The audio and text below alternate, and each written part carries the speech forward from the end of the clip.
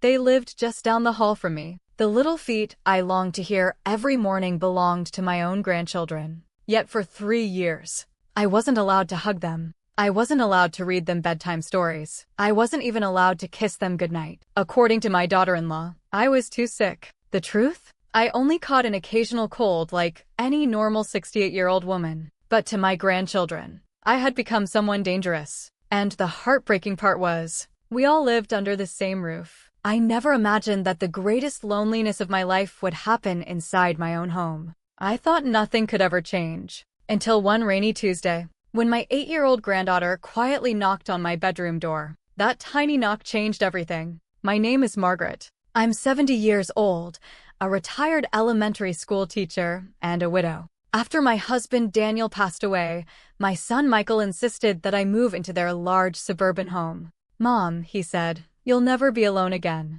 I believed him. At first, life felt wonderful. My grandchildren, Emma and Noah, ran into my room every morning. We baked cookies. We planted flowers. We laughed until bedtime. Those were the happiest months of my life. Then everything slowly changed. It started after my daughter-in-law, Jennifer, lost her job. She became stressed. I understood that. But little by little, she stopped smiling whenever I entered the room. Every conversation became colder. Every little mistake seemed to annoy her. One afternoon I sneezed while making lunch. It was nothing more than seasonal allergies. Jennifer looked at me like I was carrying a deadly disease. From that day on, she created a new rule. "Kids," she announced loudly, "Grandma isn't feeling well. Stay away until she's better." I thought it would last a day, then a week. Instead, it became my new life. The first few days didn't seem strange. Jennifer would simply tell the children, "Grandma needs to rest." Emma would wave at me from across the hallway. Noah would smile before his mother gently pulled him away. I kept telling myself it was temporary. Surely Jennifer would realize I wasn't seriously ill. But she never did. Instead, the distance grew wider every week. Whenever I coughed, even once, Jennifer acted as if the house needed to be quarantined.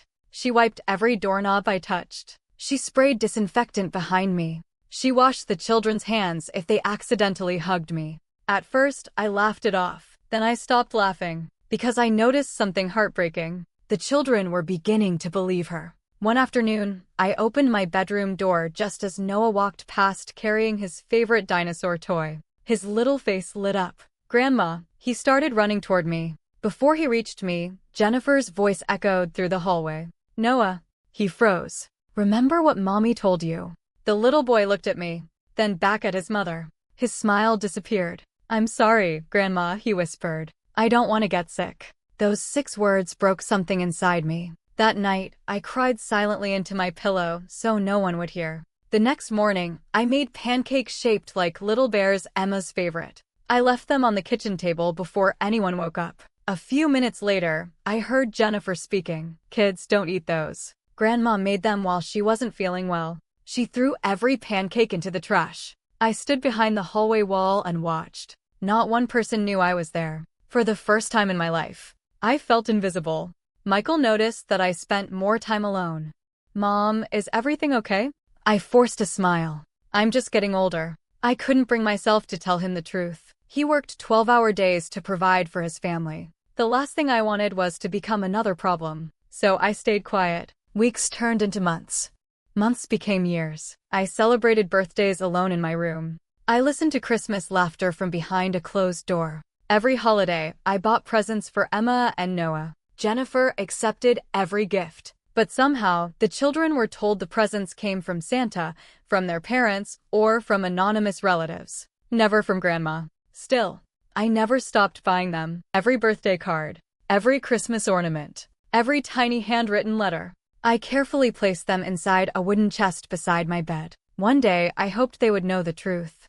Until then, my love would wait. I didn't know that hope would finally arrive on one rainy afternoon. And it would come from the smallest member of the family. The rain had been falling since early morning. Michael had already left for work before sunrise. Jennifer drove Noah to soccer practice, leaving 12-year-old Emma home alone to finish a school project. I stayed quietly in my room with a cup of tea and my favorite mystery novel. Around 2 o'clock, the lights suddenly flickered. A loud clap of thunder shook the house. Seconds later, the electricity went out. The silence felt strangely heavy. Then, I heard a soft knock on my bedroom door. Not a loud knock, just 3 gentle taps. My heart skipped a beat. I slowly opened the door. Emma stood there. She looked nervous, almost as if she were doing something forbidden. Grandma. It was the first time she had called me that in months. Can I come in? I smiled through the tears gathering in my eyes. Of course, sweetheart. She stepped inside carefully and looked around my room. Everything was neat. Books lined the shelves. Family photographs covered one wall. There were framed pictures of her and Noah as babies. Emma walked closer. You still have these?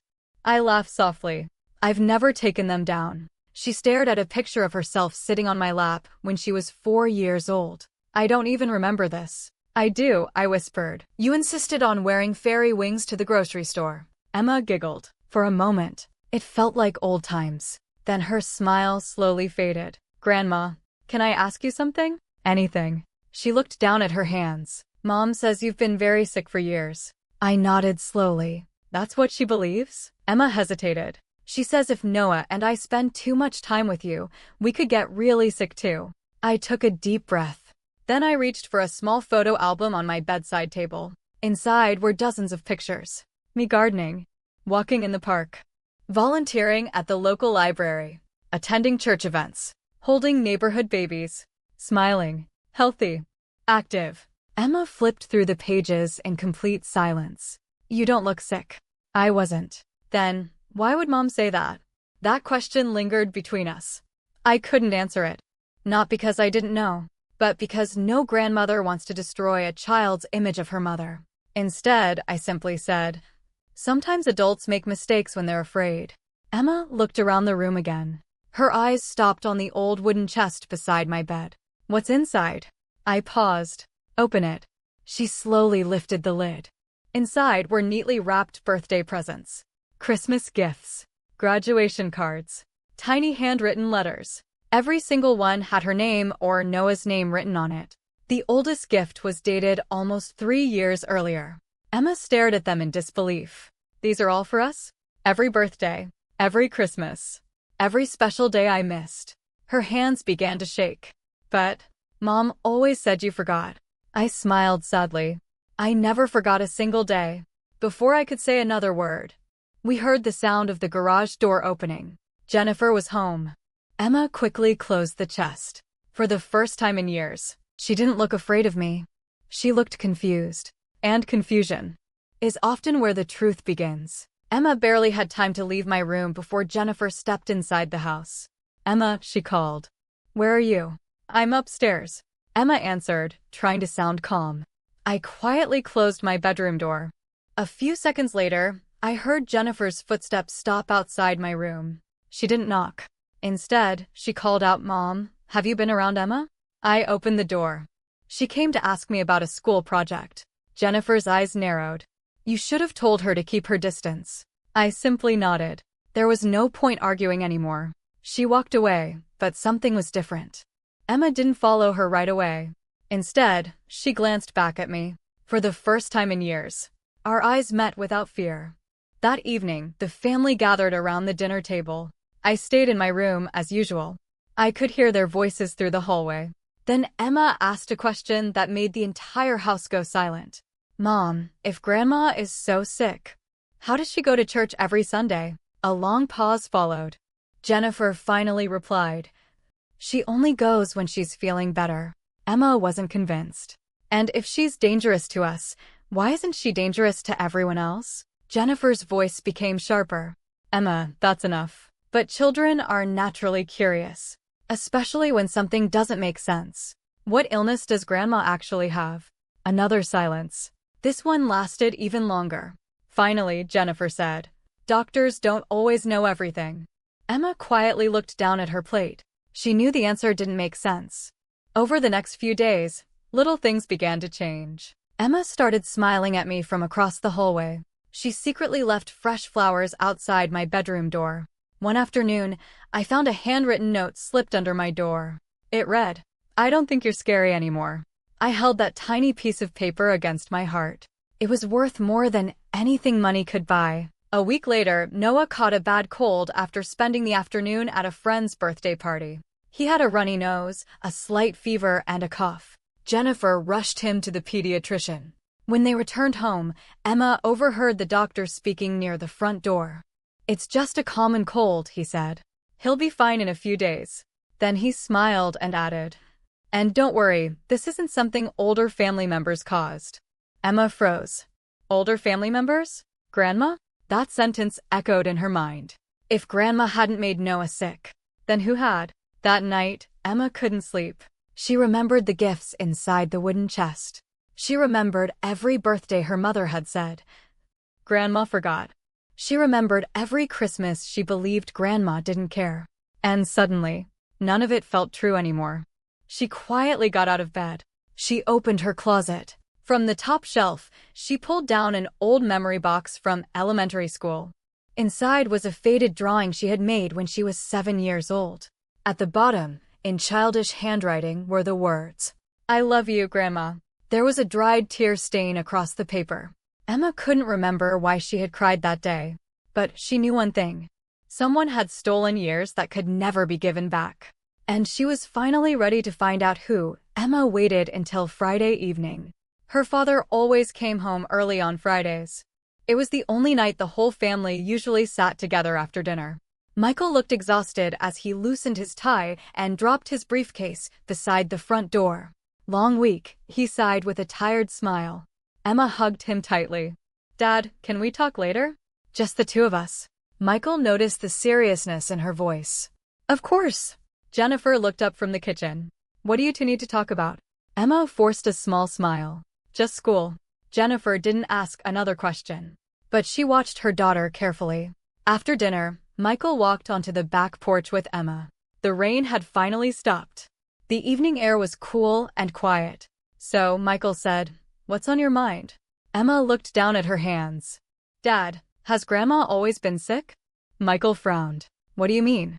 "Mom says she's been too sick for Noah and me to be around." Michael looked genuinely confused. "No. Grandma gets the occasional cold like anyone else, but she's never had a serious illness." Emma felt her heart pound. "So, she's not dangerous?" "Of course not." Tears filled Emma's eyes. "Dad, I think we've been lied to." Michael's smile disappeared. "What are you talking about?" Emma took a deep breath. Then she told him everything. About the wooden chest, the birthday presents, the letters, the pancakes that had been thrown away, the times Grandma reached out, and they had been told to stay away. She even showed him the small note she had written to Grandma a few days earlier. Michael stood completely still. His face slowly turned pale. "No," he whispered. "That can't be true." "It is. I saw everything." Without saying another word, Michael walked toward my bedroom. He knocked gently. "Mom?" I opened the door. His eyes were already filled with tears. "Can I come in?" For the first time in years, my son looked at me the way he had when he was a little boy. Lost, confused, ashamed. He noticed the wooden chest beside my bed. "Emma told me." "May I?" I nodded. Slowly, he opened it. Inside were dozens of neatly wrapped gifts. Every birthday, every Christmas, every graduation, every Valentine's Day, every Easter. Every card carried the same message. "With all my love, Grandma." Michael picked up one envelope. It was addressed to Noah. He carefully opened it. Inside was a handwritten letter dated 5 years earlier. "Dear Noah, today is your 5th birthday. I know I won't be the one handing you this gift, but I hope one day you'll know that I never stopped loving you. Every day I pray that we'll bake cookies together again. Love always, Grandma." Michael couldn't finish reading. His hands began shaking. Tears rolled down his face. "I'm so sorry, Mom. So sorry." I gently held his hand. "I never wanted you to choose between your wife and your mother." He looked at me in disbelief. "You should have told me." I smiled sadly. "I wanted peace for your family." He lowered his head. "But instead, you carried all the pain alone." For several long moments, neither of us spoke. Then Michael quietly asked the question that would change everything. "Mom, did Jennifer ever tell you why she kept the children away from you?" I looked toward the window. The answer had lived in my heart for years. I think. She was afraid they might love me as much as they loved her. The room fell silent. Outside, the wind gently moved the old maple tree. Inside, a son realized that while he had been working to provide for his family, his own mother had been living like a stranger in the same house. And at that very moment, Jennifer was standing outside the half-open bedroom door. She had heard every single word. Jennifer stood frozen outside the bedroom door. Her face had turned pale. She hadn't planned on hearing any of it. But now, there was no escaping the truth. Michael slowly turned toward the doorway. Their eyes met. For a long moment, neither of them spoke. Finally, Michael broke the silence. How long? Jennifer swallowed hard. What? How long have you been lying to our children? She crossed her arms. I was protecting them. From what? My mother. I quietly stepped back. This wasn't my fight. It was theirs. Jennifer's voice grew louder. Your mother was always around. The kids only wanted Grandma. Every time they got hurt, they ran to her. Every holiday they wanted to bake cookies with her. Every bedtime they wanted her stories. She wiped away an angry tear. I started feeling invisible in my own home. Michael stared at her in disbelief. So, you convinced our children that my mother was dangerous? Jennifer looked down.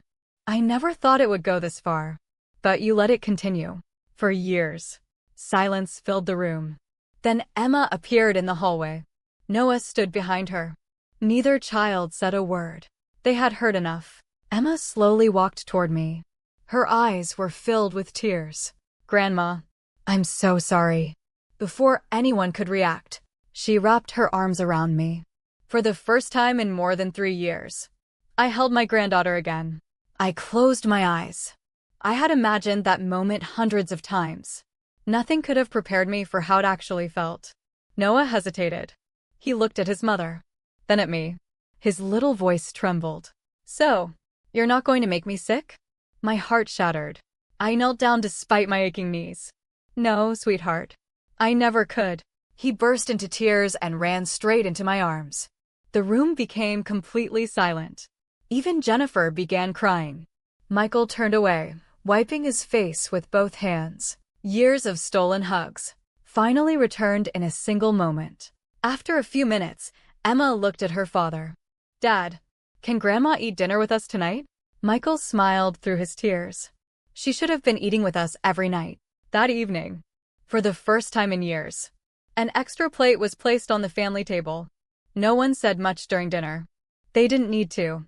Sometimes healing begins in silence. But deep inside, I knew forgiveness and trust were two different things. The hugs had returned. The truth had finally come out. Yet one important question still remained.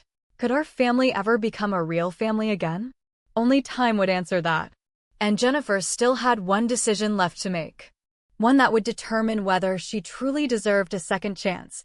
The weeks that followed weren't easy. One apology couldn't erase years of pain. Some wounds heal slowly. Some scars never disappear. Jennifer understood that. For the first time since I'd moved into the house, she knocked on my bedroom door before coming in. Margaret, I owe you more than an apology. I looked up from the knitting in my lap. She stood there with tears in her eyes. I was jealous. The words came out quietly. So jealous that I convinced myself the children loved you more than they loved me. I let my insecurity become cruelty. I stole years that none of us can ever get back. She handed me a small box. Inside were every letter and every gift she had hidden from the children over the years. I should have given these to them when you wrote them. I'm sorry. I closed the box and looked at her. You made a terrible choice. She nodded. I know. But every person is more than the worst thing they've ever done. Tears rolled down her cheeks. I don't expect you to forgive me today. I only hope I can earn it someday. I smiled gently. Then start today. From that moment on, nothing changed overnight. But little by little, everything changed. Emma and Noah began visiting my room every afternoon after school. We baked chocolate chip cookies together. We planted tomatoes in the backyard. We read books before bedtime. Sometimes Jennifer joined us. At first, it felt awkward. Then, slowly, it felt natural. Months later, on my 71st birthday, Michael surprised me. The whole family gathered in the backyard. Friends from church were there. Neighbors I'd known for years smiled as I walked outside. Emma handed me a large scrapbook. Every missing birthday, every missed Christmas, every forgotten holiday had been recreated with new photographs and handwritten memories. On the last page was a picture taken that very morning. The entire family stood together with their arms around one another. Underneath the photo, Emma had written, "You were never forgotten. You were always loved."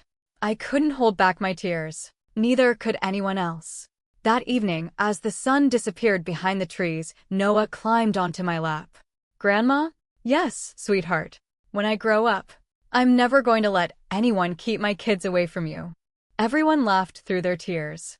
I kissed the top of his head. "You've already given me everything I ever wanted. Not gifts. Not money. Not perfect memories. Just another chance to love my family." Because love doesn't disappear when someone builds a wall.